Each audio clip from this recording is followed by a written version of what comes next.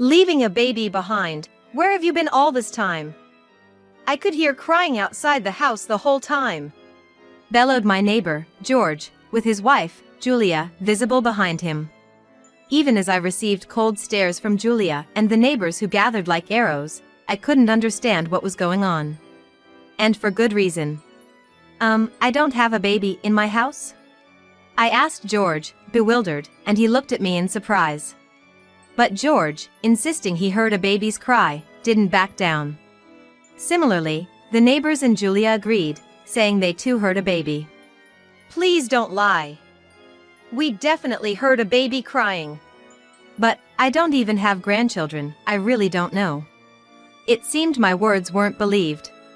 Instead, the suspicion against me grew, as neighbors started giving me cold, hard stares.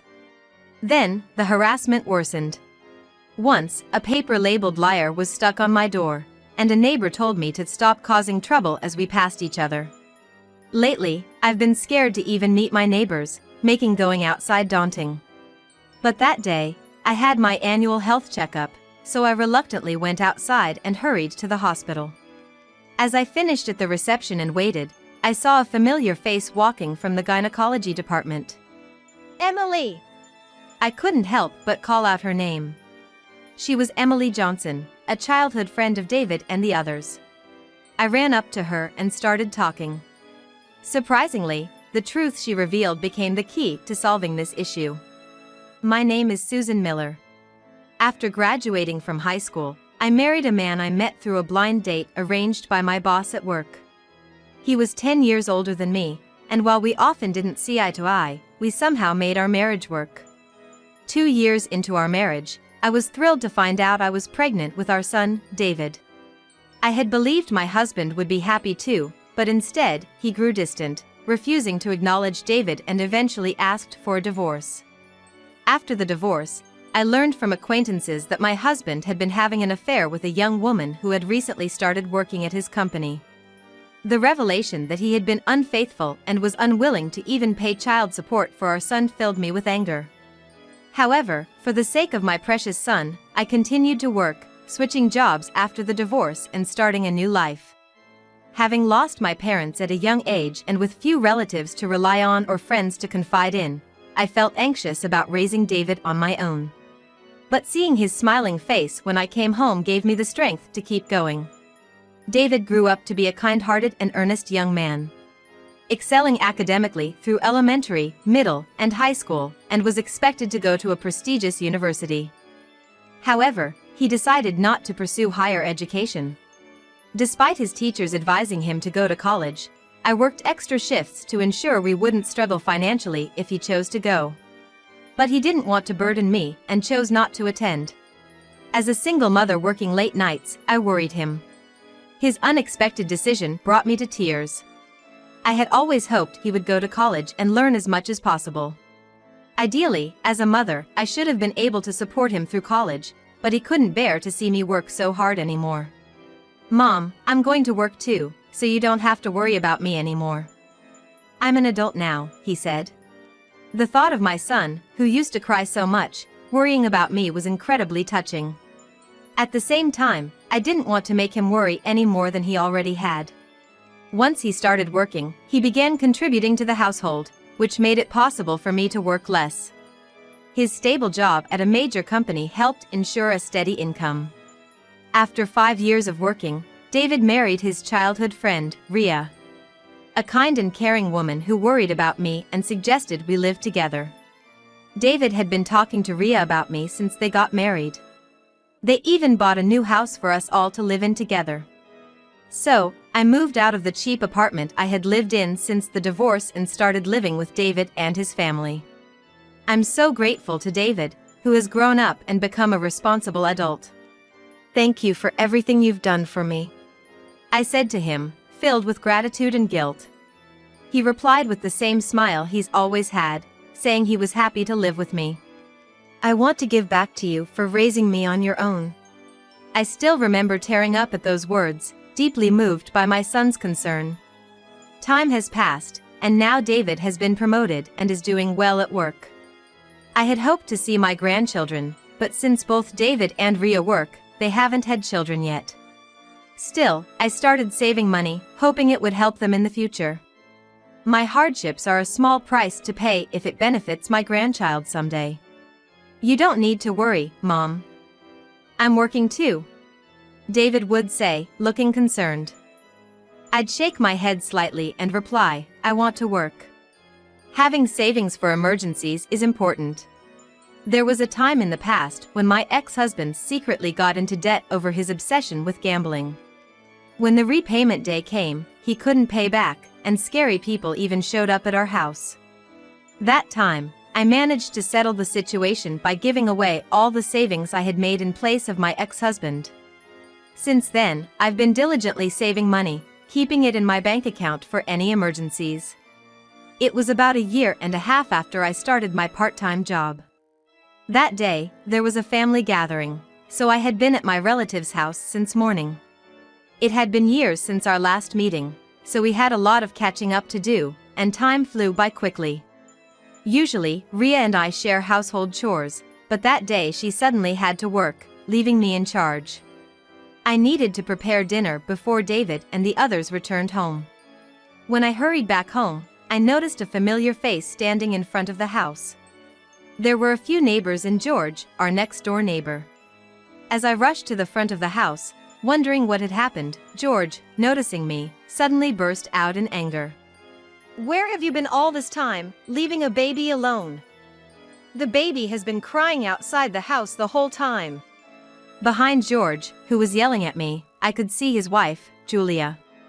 Faced with the cold stares of the neighbors and Julia, I was completely confused. There shouldn't be any baby crying at my house, as there were no children there. There's no baby at my house? I asked, perplexed. George looked at me in surprise.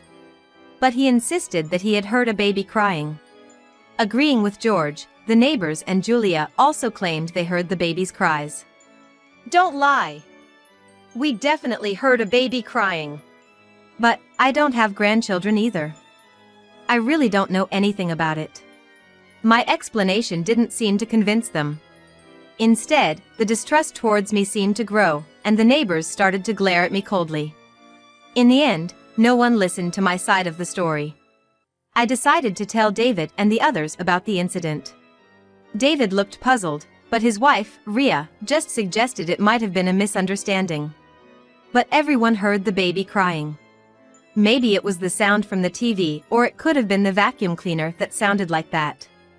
It's hard to believe that such sounds could be mistaken for a baby's cries.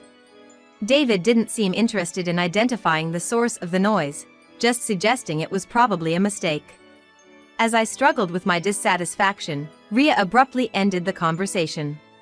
If it's about ghosts, it's scary, right?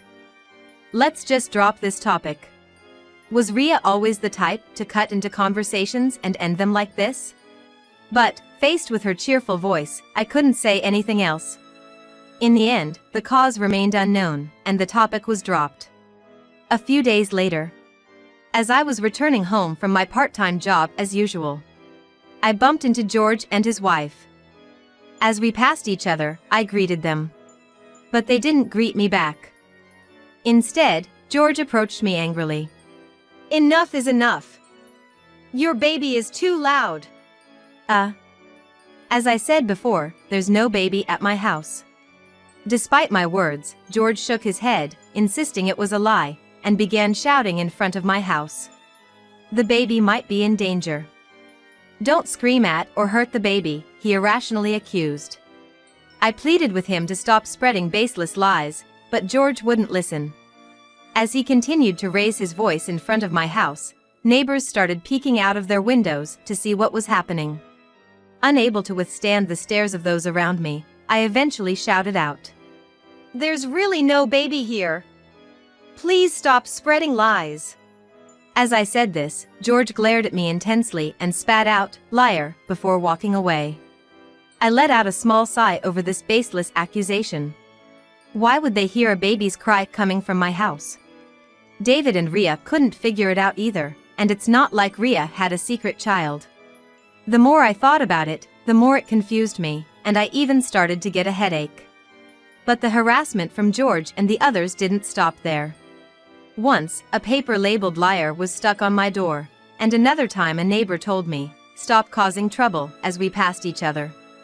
I tried discussing it with David, but we couldn't come up with any solution since neither of us had any clue.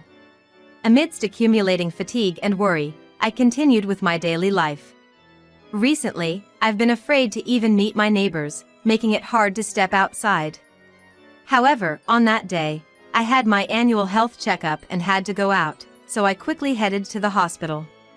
As I was waiting in the waiting room after registering, I saw a familiar face walking from the maternity ward. "Emily!" I instinctively ran up to her. She was Emily, a childhood friend of David and the others. When she saw me, she stepped back in utter surprise. As I approached her, I noticed she was holding a small sleeping baby in her arms. I hadn't heard anything about her getting married or pregnant from David, but it seemed she was now a mother. We used to play together with David and others, and she often came to our house. I was astonished to see that Emily, whom I hadn't met for so many years, now had a child. While surprised, I asked her when she got married. "I got pregnant, so I got married." She had already had a small wedding with just family, and now she was busy with her new life as a mother. Having raised David on my own, I understood the challenges of parenting. I asked if she wanted to have tea, but she politely declined with a troubled smile. That's when I felt something was off. Emily used to be more approachable, always wearing a bright smile, and would excitedly run up to me whenever we met by chance. But now, she just showed a strange smile and seemed to avoid getting into deep conversations, quickly leaving. The Emily who used to chat with me so freely seemed to have grown up and lost the carefree smile of her younger days. Feeling a bit sad, I waved goodbye to Emily. When I returned home from the hospital, I found a bunch of papers in my mailbox, complaining about the noise of a baby. Sighing softly, I took out the papers, only to notice George and his wife Julia watching me. "Your kid is too loud. Just get out of here. Every day, it's so annoying." I ran into the house to escape their yelling. Inside, I blocked my ears to avoid hearing their continued shouts. For over a month, they kept accusing me of things that had no basis in reality. I had reached my limit with the ongoing harassment from the neighbors. Unable to handle it anymore, I discussed it again with David and Ria when they returned from work that evening. I told them about the numerous verbal abuses from George and his wife and the increasingly severe harassment. "I can't take their harassment anymore. I hate to leave this house, but could we consider moving?" At first, I overlooked their behavior, but the recent harassment is just too much. David agreed, indicating he had been turning a blind eye to George's actions until now, but could no longer ignore them. I noticed Ria, sitting next to him, looking unhappy about the idea of moving. "I'm against it. I don't want to move." David and I exchanged looks, surprised by Ria's unexpected reaction. We asked her why, and she explained that she didn't want to give up the house we had paid so much for. She said she didn't want to waste money buying a new place, especially since they were considering having children. But I couldn't stand the thought of enduring the endless harassment any longer. "I'm absolutely against it. I can't imagine giving up something we've worked so hard for. Besides, my workplace is close to our home, and leaving here just isn't an option." I couldn't understand why Ria, who was always so kind, was being so adamantly opposed. Indeed, her current job was at a company she had longed to join, and both the work and the company culture seemed to suit her well. If we moved now, Ria might have to consider changing jobs, which could mean giving up work she loves. Me moving alone wouldn't solve anything. In the end, we didn't discuss moving any further, hoping instead that the harassment would stop. A few days later, I received a call about my health checkup results and, with a heavy heart, headed to the hospital. Fortunately, despite my age and David's concerns, there were no abnormalities found in my health. Relieved that the stress from the ongoing complaints hadn't manifested physically, I let out a small sigh while waiting for my bill. That's when I spotted a familiar face sitting with a baby in her arms. It was Emily, looking down at her baby with a dark expression and sighing repeatedly. Once so cheerful, I wondered what had happened to her. When I approached her, she seemed startled. She tried to speak, but then awkwardly turned away. I sat down beside her, close enough to offer comfort. "You seem down. Is something wrong?" Emily shook her head and simply replied, "It's nothing." But her demeanor suggested she was hiding something. I looked directly at her and said, "Please, I want to help you. If you have any troubles, just talk to me." I couldn't believe such a once bright person could look so downcast. Finally, Emily seemed to resign herself to opening up, her voice heavy with resolve. "I'm a single mother. It's hard raising a child, working day and night, constantly worrying about money." I was speechless at her painfully honest revelation. But if she was working all day and night, I wondered who was taking care of her child. She couldn't find time for her child, struggling just to earn enough for childcare and living expenses. "Who takes care of your child when you're working?" "Ria looks after my baby." I was taken aback by her unexpected answer. "Ria works from morning till evening. How can she manage that with her job?" Emily, looking down, started to explain how she was troubling Ria. Apparently, Ria was the only one who knew that Emily had a child out of wedlock. Worried about Emily raising her child alone, Ria had offered to help take care of the child. Suddenly, George's words about hearing a baby's cries came to mind. "Ria is looking after your child? Could it be?" Emily hesitantly nodded in confirmation. While David and I were away, Ria had been taking care of Emily's child at our house.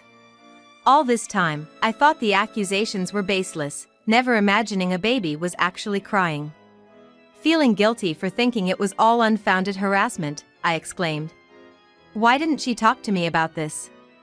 Even a little consultation would have been fine." Emily shook her head and said she would stop leaving her child with Ria.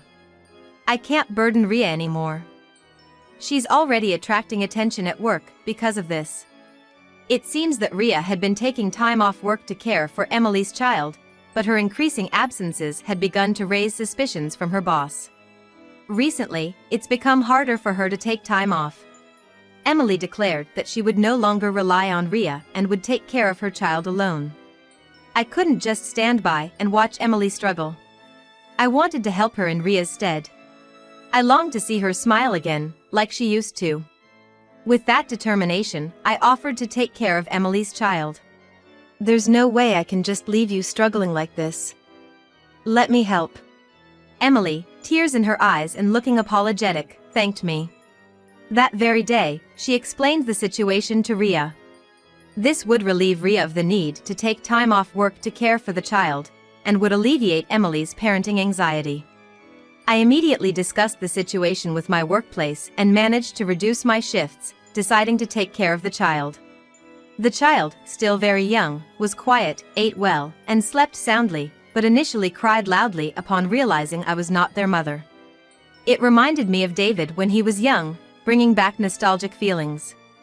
But there was no time to indulge in nostalgia. I had to inform George and the others about the real situation. "Hey, I need to talk to you about something." I showed Emily the papers accusing us of lying about the baby's cries that George and his neighbors had been posting.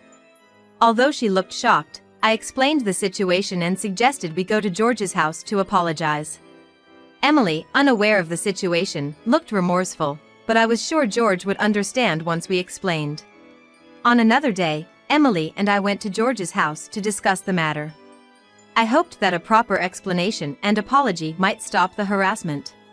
As we rang George's doorbell, he answered. "So, you've finally come to admit to the crying baby, you liar!" George shouted as soon as he saw us. Startled, I was about to speak, but it was Emily who raised her voice. "Why are you here?" she asked George, her face turning pale and tears beginning to form in her eyes.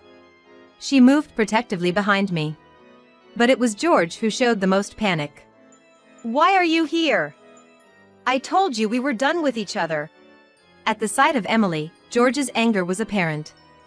Julia also appeared, asking, Who's that woman? And why is this liar here? Overwhelmed by Julia's intensity, I opened my mouth to explain the situation.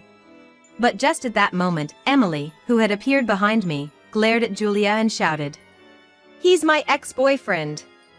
This child is his." He refused to acknowledge the child. At Emily's harsh words, not only Julia but also I were left stunned, turning our gaze to George in disbelief. It turns out George had been dating Emily a few years ago and was cheating on her with Julia. Emily, unaware of this, had told George about her pregnancy, but he chose young Julia over her, refusing to acknowledge the child and abandoning them. He had even changed his contact details, leaving Emily to raise the child alone without any support. Julia, her face turning red with anger, directed her fury at George. "What do you mean? I was the other woman. Don't joke with me." Julia screamed at George, who frantically tried to explain himself. I was appalled by the whole scene. "If I had known it would come to this, I would have kicked them out sooner," George yelled, pointing at me. He started to explain. Apparently, George had accidentally discovered that Ria and Emily were childhood friends, and had seen Ria taking care of his child. Panicking, George had been trying to drive us out before Emily could learn about his marriage to Julia. "It's your fault for coming here. If you had left, I wouldn't be in this mess." George's selfish reasoning made me sigh. He had deceived both Emily and Julia, neglecting not only pregnant Emily but also his own child, living comfortably himself. But then, it was Emily who spoke up. "Do you have any idea how much suffering you've caused me? And to think, you cheated not just on me but with someone else too." Emily's words, spoken in a cold tone, visibly drained the color from George's face. "It's all in the past," George replied quietly, only to be interrupted by Julia, who began to gather her belongings, glaring at him. "This is over, George.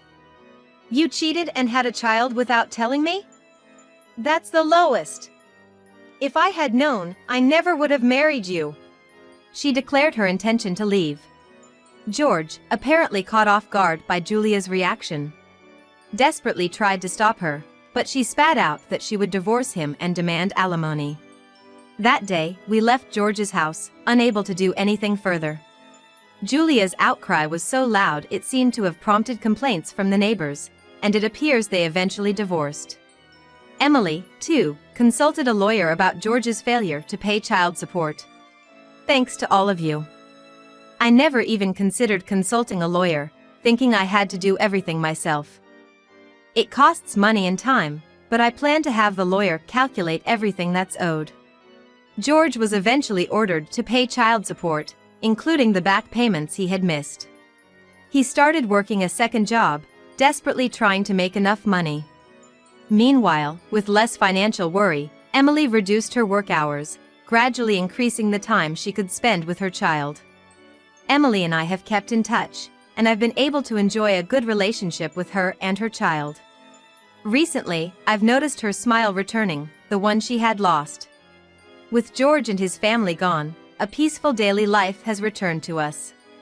After several months of this tranquil life, on a beautifully clear autumn day, I received exciting news from Ria about her pregnancy.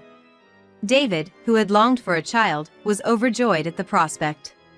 It looks like our days are about to become busy again. I'm eagerly waiting for the arrival of my grandchild, enjoying a blissful life.